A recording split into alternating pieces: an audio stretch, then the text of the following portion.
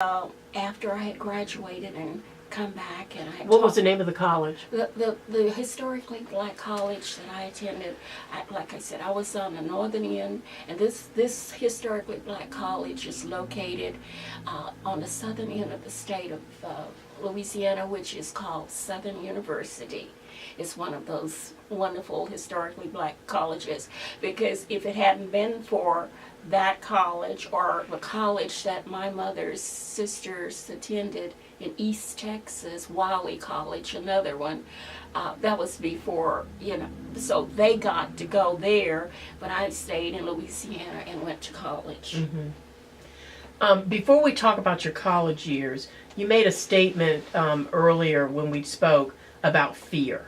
And you said that fear was something that you felt was important for those who wanted to keep African Americans in a segregated society. Can you talk a little bit about that fear? There was a lot of fear, and I think that technique is probably used in a lot of instances today, fear. But I came from a dad who had a great deal of real estate property, and across from where his property was, his mother and father had a great deal of property. And I can remember he would always say, the road was not paved then, but it was a well-traveled road. But he had this property, and he had this wonderful place where people would come and want to put up some kind of sign advertising some business or some product, and would pay him for it. But he said, I will not do that. He says, even though we need the money, but I'm not going to have, so he had a little environmentalist in him. Mm-hmm. Way back. This is 50 some years ago. And to this day, the property is still in the family, and you coming down this big hill and this gravel road, this would have been an ideal place to advertise, people to want to advertise. But he said, no money can buy, no money can pay for that space. Mm-hmm. And I thought that was taking a stance of not having fear, because he was being approached by the majority to ask him to do this. There was some fear, but you could feel it on the outer communities. Okay. But I don't know. He was just strong, and that has stayed with me, to always be strong, even though you might have a little fear of repercussions. Mm-hmm. And but you go forward. So that is the message that I learned from him. But the fear, for example, I wanted to tell you about when I graduated from college. Okay. I came back to the same school and eventually taught school there. And that's when Dr. Martin Luther King came to town to speak at the Little Union Baptist Church on Milam Street in Shreveport, Louisiana. And the next day, the students decided they were going to march down to the church, and they were met with resistance by the Shreveport policemen, and some they had scratches and bruises. And then they came back to the school, which was not more than 2.5 blocks from Little Union Baptist Church, and we were outraged. These students, they didn't have that fear. They walked down there, because we've heard about all of the places and other places like Mississippi and Alabama, that the things that were going on, and these were very, very brave students to decide they're going to just peacefully, non-violently walk from Booker T. Washington down the street to the Baptist Church. And they were met with violence by the police department, and then they came and rode up Milam Street, and they had shotguns and weapons, and like they were ready for combat, which I saw, and that outraged me. And I'm in like 27, 26, 27 years old, outraged me. So our faculty, which was one of the biggest schools in Louisiana at that time, we had called a faculty meeting, and we had a big discussion, and we agreed that a resolution condemning the action of the Shreveport, Louisiana Police Department, and action unnecessarily and with force against our students.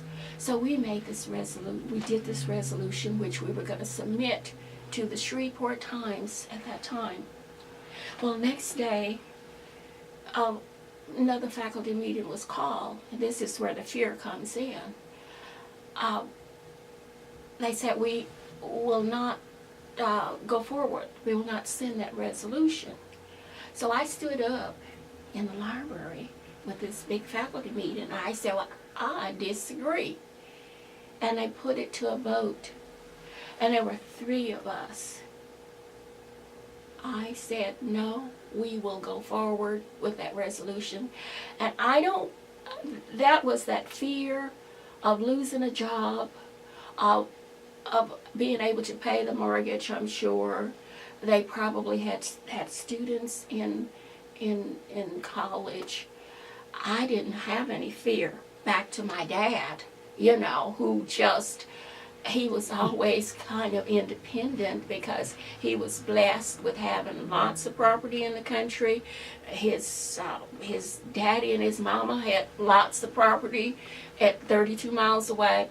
My mother's grandmother and father had lots of property, gorgeous homes. They were like mansions back there. Couldn't believe it.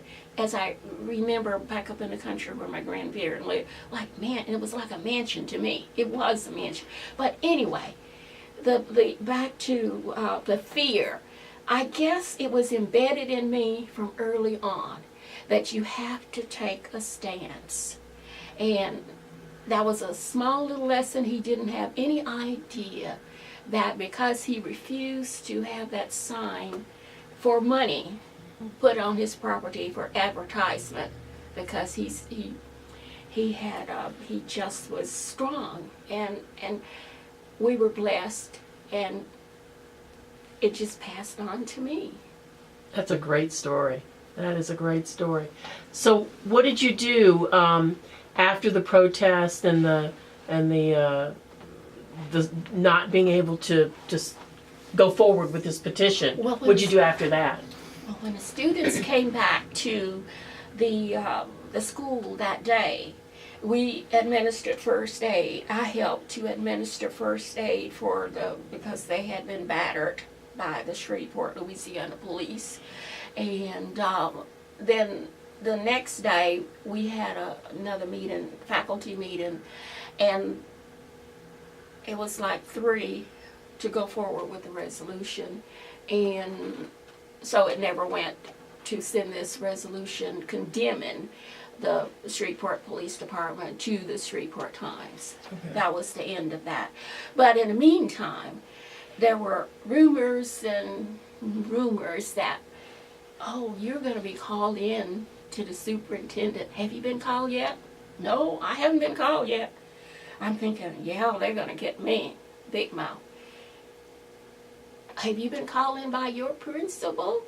No, I haven't been called in by my principal condemning me. Are you afraid of losing your job for taking a stance? No, I never thought about it. I really had not thought about it.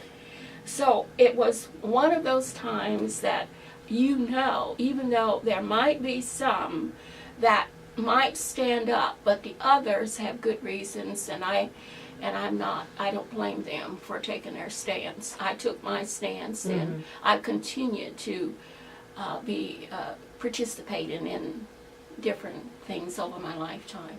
So did you do any more protesting in regard to the civil rights movement during that time period? Actually, I was engaged and about to marry a soldier, and I married in 1964.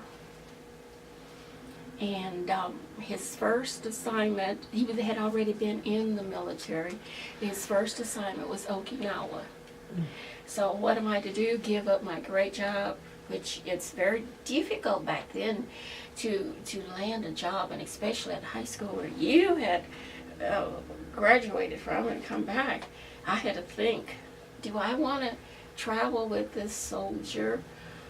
So he helped me to make the decision, and he went ahead of me to his station assignment, which was on Okinawa, Japan. And fortunately, there was ahead of me, and he got a place for us to live. And I guess he mentioned around, he says, well, my wife is a school teacher and she just resigned her job. So fortunately somebody called him up and said, in the Department of Defense, there's an opening at Kadena Elementary School in Okinawa. So I got a job there. But I soon realized that my principal of my school was from East Texas, but she was working for the Department of Defense, as all of the teachers were. So I landed a job there, and while working there, we went to faculty meeting one day, and this principal, I'm not going to call her name, from East Texas, referred to her there were about 4 or 5 of us on that faculty at Kadena Elementary School in Okinawa, which is Japan. She referred to us as a Negra teachers. Now that is a word that